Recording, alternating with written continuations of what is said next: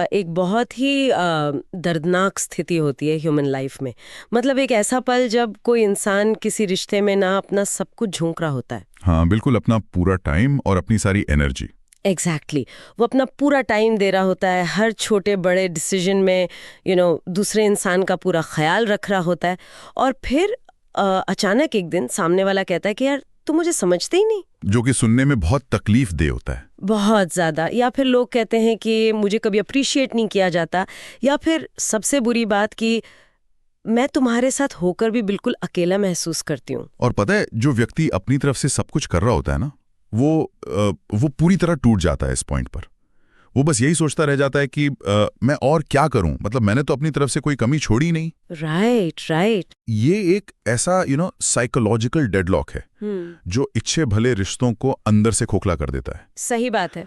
और सबसे दिलचस्प बात तो ये है कि ये सिचुएशन सिर्फ रोमांटिक रिश्तों तक लिमिटेड नहीं है। मतलब ये पेरेंट्स और बच्चों के बीच भी होती है। बिल्कुल होती है। हाँ, गहरी दोस्ती में होती है। हाँ। और यहाँ तक कि ऑफिस में कॉलीग्स के बीच भी हम इसको देखते हैं। हर बार वही कुलझन सामने आती है कि एफर्ट्स तो पूरे हैं, पर फिर भी वो कनेक्शन, वो एक डीप जुड़ाव क्यों फील नहीं हो रहा। सही कहा आपने। तो आज के इस डीप डाइव में हमारा मिशन इसी एग्जैक्ट उलझन को सुलझाना है।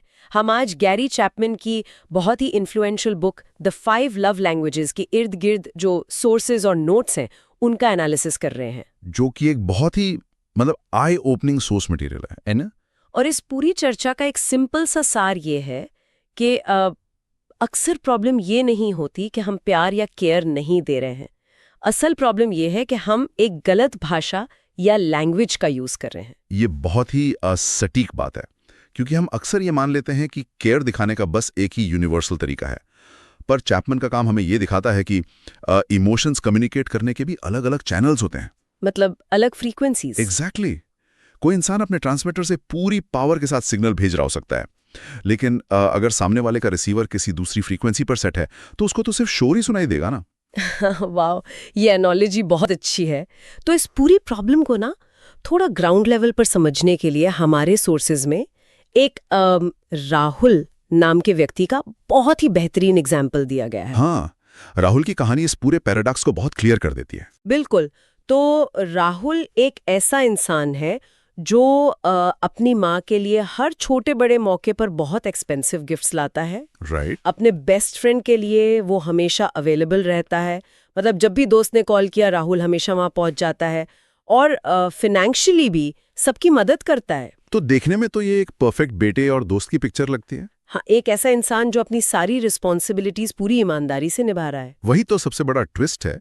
इन सब के बावजूद उसकी माँ और उसका दोस्त दोनों उसको इमोशनली डिस्टेंट मानते हैं। मतलब उन्हें लगता है कि वो उनसे कनेक्टेड नहीं है। हाँ। और उसकी पार्टनर की कंप्लेन अलग ही है। वो कहती कि राहुल उसकी बात कभी सुनता ही नहीं है।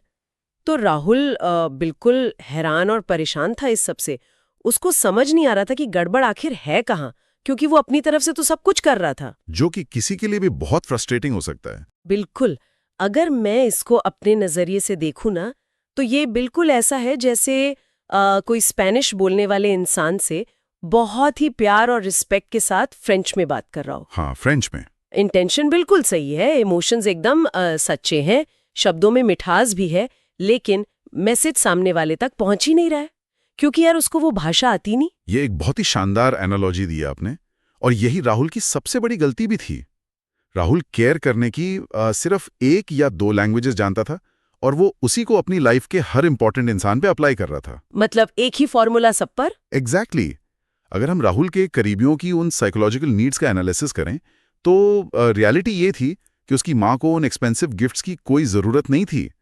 उनको राहुल का टाइम चाहिए था। अच्छा। उस पे दोस्त को राहुल की फिजिकल प्रेजेंस या पैसों से ज्यादा उसके मुंह से निकले इनकरेजिंग वर्ड्स चाहिए थे, और उसकी पार्टनर को ये नहीं चाहिए था कि राहुल उसके सारे काम कर दे, बल्कि उसको राहुल का अनडिवाइडेड अटेंशन चाहिए था। तो इसका मतलब है कि हम इंसानों की जो इमोशनल नीड्स हैं वो अलग अलग तरह से वायर्ड होती हैं।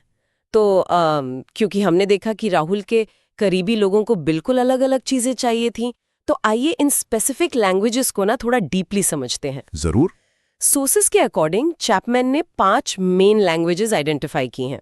तो चलिए पहली लैंग्वेज से स्टार्ट करते हैं, वर्ड्स ऑफ एफर्मेशन यानी शब्दों की भाषा। ये एक बहुत ही पावरफुल लैंग्वेज है। जिन लोगों की प्राइमरी लैंग्वेज ये होती है ना, उनके लिए शब्द सिर्फ आवाज नहीं होते, वो उनकी रियलिटी बनाते हैं। ओके। इन लोगों को इस बात की बहुत डीप नीड होती है कि उनके एफर्ट्स को वर्बली अप्रिशिएट किया जाए।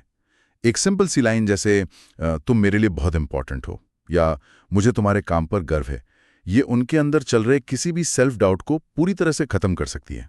मुझे यहाँ थोड़ा सा डाउट हो रहा है। मतलब क्या ये लैंग्वेज सिर्फ लोगों को खुश करने के लिए मीठी मीठी बातें बोलने के बारे में नहीं है? नहीं, बिल्कुल नहीं। क्योंकि मुझे लगता है अगर कोई हर वक्त मेरी तारीफ कर रहा है तो क्या वो थोड़ा फेक या बनावटी नहीं लगने लगता? ये तो चापलूसी जैसी बात हो गई ना। मैं समझता हूँ, और ये एक बहुत ही कॉमन मिसकंसेप्शन है जिसको क्लियर करना जरूरी है। ये लैंग्वेज चापलूसी या खोखली तारीफ के बारे में बिल्कुल नहीं है। अगर हम साइकोलॉजी के लेंस से देखें तो ये फाउंडेशन बनाने के बारे में है। फाउंडेशन कैसे? देखिए, ये बनावटी तब लगती है जब इसमें सच्चाई ना हो, लेकिन जब ये जेन्युइन होती है ना, तो ये किसी के सेल्फ एस्टीम को शेप करती है।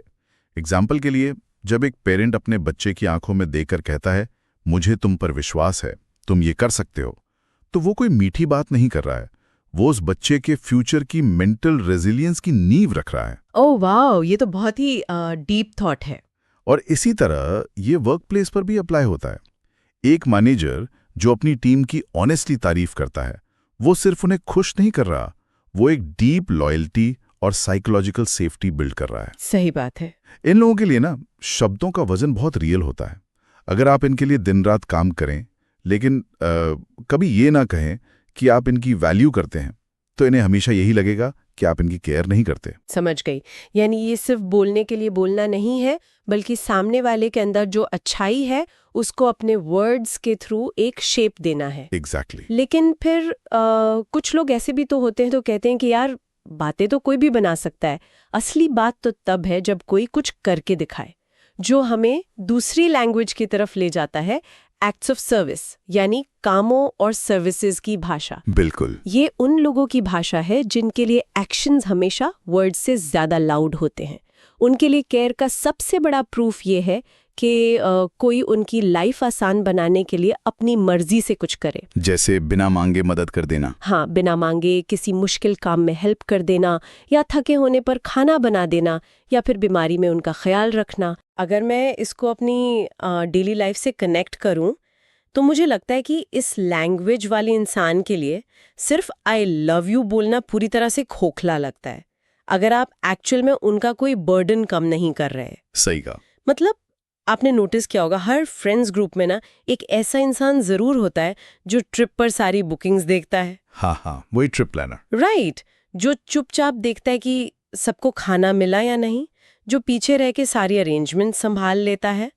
हम अक्सर उनको ग्रुप का मैनेजर समझ लेते हैं, लेकिन अगर डेप्थ में देखें तो वो दरअसल अपने एक्ट्स ऑफ सर्विस के थ्रू अपनी केयर और अपना प्यार दिखा रहा होता है। ये बहुत ही सटीक एग्जाम्पल दिया आपने। पता है, इस लैंग्वेज को बोलने वाले लोग ना अक्सर बहुत थक जाते हैं, क्योंकि वो दूसरों के लिए लगातार काम कर रहे होते हैं और वो बदले में कोई बहुत बड़ी चीज नहीं मांगते।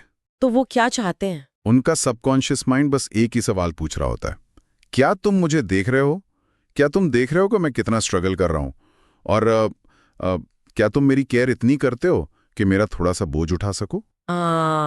समझ आई बात। तो जब कोई उनके लिए एक छोटा सा भी काम बिना कहे कर देता है ना, तो उन्हें एक बहुत ही डीप इमोशनल रिलीफ मिलता है। ये सच में बहुत पावरफुल है।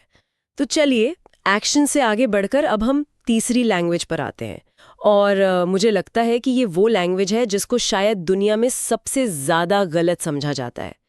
ये वही भाषा है जो राहुल अपनी माँ के साथ यूज कर रहा था, रिसीविंग गिफ्ट्स या उपहार प्राप्त करना। हाँ, ये थोड़ी ट्रिकी लैंग्वेज है। और यहाँ मैं फिर से ना इस पर थोड़ा पुशबैक देना चाहूंगी, क्योंकि क्या ये लैंग्वेज सीधे तौर पर मटीरियलिस्टिक नहीं है? मतलब ये सुनकर ऐसे ही लगता है कि ये उन लोगों की भाषा है जिन्हें बस एक्सपेंसिव चीजें पसंद है, या जिन्हें सिर्फ शौक पूरे करके खुश किया जा सकता है। ये पुशबैक आना बहुत नेचुरल है और मोस्टली लोग पहली बार में ऐसा ही सोचते हैं, लेकिन चैपमैन इस अजम्पशन को पूरी तरह से ब्रेक करते हैं। हमें यह समझना होगा कि इस लैंग्वेज का कीमत या किसी प्राइस टैग से कोई लेना देना नहीं है। अच्छा, तो फिर गिफ्ट्स क्यों? साइकोलॉजी में एक कॉन्सेप्ट होता है जिसे टोकन ऑफ अफेक्शन कहा जाता है। इस लैंग्वेज वाले लोगों के लिए एक गिफ्ट दरअसल एक फिजिकल सिंबल है। ये इस बात का सबूत है कि जब वो इंसान आपके सामने नहीं था तब भी आप उसके बारे में सोच रहे थे। ओह, मतलब ये उस आइटम के बारे में नहीं बल्कि उस आइटम के पीछे छिपे थॉट के बारे में है। जल्दी में खरीदा गया बहुत महंगा गिफ्ट एक छोटे लेकिन सोच समझकर लिखे गए हैंड रिटन नोट या एक फेवरेट चॉकलेट के सामने पूरी तरह फीका पड़ जाता है। वाह। क्योंकि जब कोई लगातार किसी के बारे में सोचता है ना और उस थॉट को किसी छोटी सी चीज के थ्रू एक्सप्रेस करता है तो सामने वाले को लगता है कि उसका अस्तित्व किसी और के ख्यालों में सेफ है। यही वो डीप कनेक्शन है जिसकी उन्हें तलाश होती है। ये नजरिया तो इस पूरी लैंग्वेज को देखने का तरीका ही बदल देता है। ये तो बहुत ही ब्यूटीफुल थॉट है कि तुम मेरे दिमाग में थे और ये चीज उस थॉट का प्रूफ है। हाँ बिल्कुल। खैर, किसी के दिमाग में होने के एहसास से थोड़ा आगे बढ़ते हुए आइए अब चौथी लैंग्वेज की बात करते हैं, क्वालिटी टाइम। और यार मुझे लगता है कि आज के इस डिजिटल एज में ये शायद सबसे रेयर और सबसे कीमती लैंग्वेज बन गई है। इसमें कोई डाउट नहीं है। और यहाँ क्वालिटी टाइम का मतलब सिर्फ एक ही रूम में फिजिकल तरीके से प्रेजेंट होना नहीं है।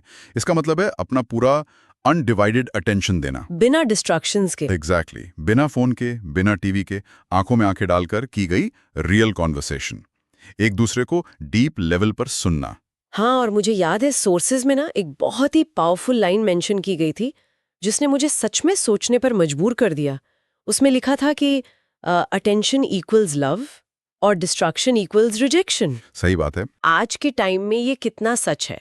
मतलब सोचिए, कोई दोस्त आपके साथ कॉफी पीने बैठा है लेकिन वो कंटिन्यूअसली अपना फोन स्क्रॉल कर रहा है, तो वो इंसान वहां होकर भी वहां नहीं है ना। बिल्कुल नहीं है। और पता है, जिस इंसान की प्राइमरी लैंग्वेज टाइम है उसके लिए वो फोन स्क्रॉल करना सिर्फ एक बुरी आदत नहीं है, वो एक डायरेक्ट इमोशनल अटैक जैसा लगता है। आउच, ये तो बहुत हर्ट करता होगा। हाँ, क्योंकि उनका माइंड इसको ऐसे प्रोसेस करता है कि स्क्रीन पर जो कुछ भी चल रहा है वो मुझसे ज्यादा इंपॉर्टेंट है। इन लोगों के लिए आपका टाइम आपकी लाइफ का वो हिस्सा है जिसे आप कभी वापस नहीं पा सकते। सही बात है। तो जब आप उन्हें अपना पूरा टाइम देते हैं तो आप उन्हें अपनी लाइफ का एक प्राइसलेस हिस्सा दे रहे होते हैं। एक नॉर्मल सी वॉक या बिना किसी फोन के एक साथ खाया गया खाना इनके लिए किसी भी एक्सपेंसिव गिफ्ट या किसी बड़े काम से बहुत ज्यादा मायने रखता है। और फाइनली पांचवी लैंग्वेज की तरफ बढ़ते हैं, फिजिकल टच यानी शारीरिक स्पर्श। अक्सर जब लोग इसके बारे में सुनते हैं ना तो वो इंस्टेंटली इसको सिर्फ रोमांस या इंटिमेसी से जोड़ लेते हैं, जो कि अगेन एक बहुत ही लिमिटेड नजरिया है। फिजिकल टच ह्यूमन कनेक्शन का एक बहुत ही बेसिक, एक एवोल्यूशनरी चैनल है। साइंस हमें क्लियरली बताता है कि हम इंसान टच के बिना सरवाइव करने के लिए बने ही नहीं है। अच्छा, तो क्या यहाँ पर कोई प्रॉपर बायोलॉजिकल मैकेनिज्म काम कर रहा है? बिल्कुल कर रहा है। स्किन हमारी बॉडी का सबसे बड़ा ऑर्गन है और ये डायरेक्टली हमारे नर्वस सिस्टम से कनेक्टेड होती है। जब हम किसी का हाथ पकड़ते हैं या कोई हमें वार्मली हग करता है तो बॉडी में तुरंत चेंजेस आते हैं। जैसे हार्मोन्स में चेंजेस। एग्जैक्टली। एक हेल्दी और सेफ टच कॉर्टिसोल यानी हमारे स्ट्रेस हार्मोन के लेवल को कम करता है और उसके बदले में ऑक्सीटोसिन, जिसे हम बॉन्डिंग हार्मोन कहते हैं, उसको रिलीज करता है। यानी ये सिर्फ एक इमोशन नहीं है, ये तो एक केमिकल रिएक्शन है जो हमें फिजिकली सेफ फील कराती है। 100%। जब कोई इंसान लाइफ में स्ट्रगल कर रहा हो, किसी डीप पेन में हो, तब उसे एडवाइस या वर्ड्स की जरूरत नहीं होती। उस वक्त कंधे पर रखा एक हाथ, एक स्ट्रांग और जेन्युइन हग 1000 शब्दों से ज्यादा सेफ्टी का सिग्नल देता है। ये तो है। जिन लोगों की लैंग्वेज फिजिकल टच होती है उनके लिए अगर आप दूर बैठे रहें तो चाहे आप कितनी भी प्यारी बातें कर लें, वो उस कनेक्शन को फील ही नहीं कर पाएंगे। उनके लिए फिजिकल प्रेजेंस और टच ही सबसे बड़ा रीअश्योरेंस है। ये सब सुनकर ना दिमाग में बहुत सी चीजें क्लियर हो रही हैं। अब जब हमने इन पांचों languages word, service, gift, time और टच की डेप्थ को समझ लिया है तो हमारे सामने इस डीप डाइव की सबसे बड़ी कोर इनसाइट आती है। राइट। तो सबसे इम्पोर्टेंट सवाल यहाँ ये उठता है कि राहु जैसी गलती हम सब लोग क्यों करते हैं। मतलब अगर ये सब इतना ही लॉजिकल है तो हम अपनी लाइफ के सबसे इम्पोर्टेंट लोगों के लिए सही लैंग्वेज क्यों नहीं चूज कर पाते? इसका आंसर ह्यूमन साइकोलॉजी की एक बहुत ही बेसिक टेंडेंसी में छुपा है। और इस डिस्कशन की सबसे बड़ी इनसाइट ये है कि हम नेचुरली अपनी ओन लव लैंग्वेज में केयर एक्सप्रेस करते हैं। वेट, मतलब हम दुनिया को वैसे ही देखते हैं जैसे हम खुद हैं? बिल्कुल। हम सबकॉन्शियसली ये सोचते हैं कि जिस चीज से मुझे खुशी और सेफ्टी मिलती है उसी चीज से सामने वाले को भी मिलेगी। अगर किसी इंसान की लैंग्वेज क्वालिटी टाइम है तो वो दूसरों को अपना टाइम देने की पूरी कोशिश करेगा। अगर किसी की लैंग्वेज एक्ट्स ऑफ सर्विस है तो वो दूसरों के लिए काम करेगा। यहीं पर चीजें लॉस्ट इन ट्रांसलेशन हो जाती हैं। मतलब इंटेंट बुरा नहीं होता? नहीं, इंसान सेल्फिश नहीं है यहाँ, वो बस अपनी लैंग्वेज बोल रहा है। लेकिन क्योंकि दोनों की लैंग्वेजेस अलग हैं, दोनों के डीप केयर करने के बावजूद रिश्ते में हर्ट होता है और एक खालीपन आ जाता है।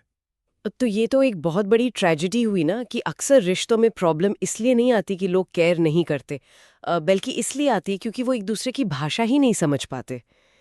तो फिर सवाल ये है कि हम इस गैप को आखिर खत्म कैसे करें?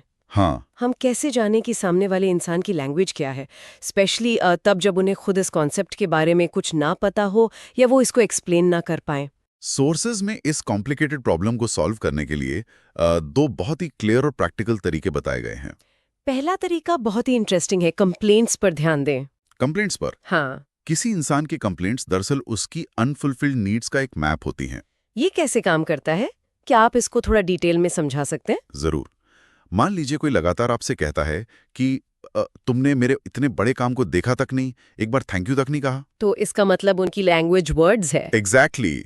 और जो व्यक्ति कंप्लेन करता है कि तुम तो हमेशा अपने काम में या फोन में ही बिजी रहते हो, मेरे लिए तो फुर्सत ही नहीं है, उसकी लैंग्वेज क्लियरली टाइम है। और अगर कोई कहे कि तुम कभी घर के कामों में मेरी हेल्प नहीं करते, तो वो सर्विस की लैंग्वेज डिमांड कर रहा है। बिल्कुल सही पकड़ा आपने।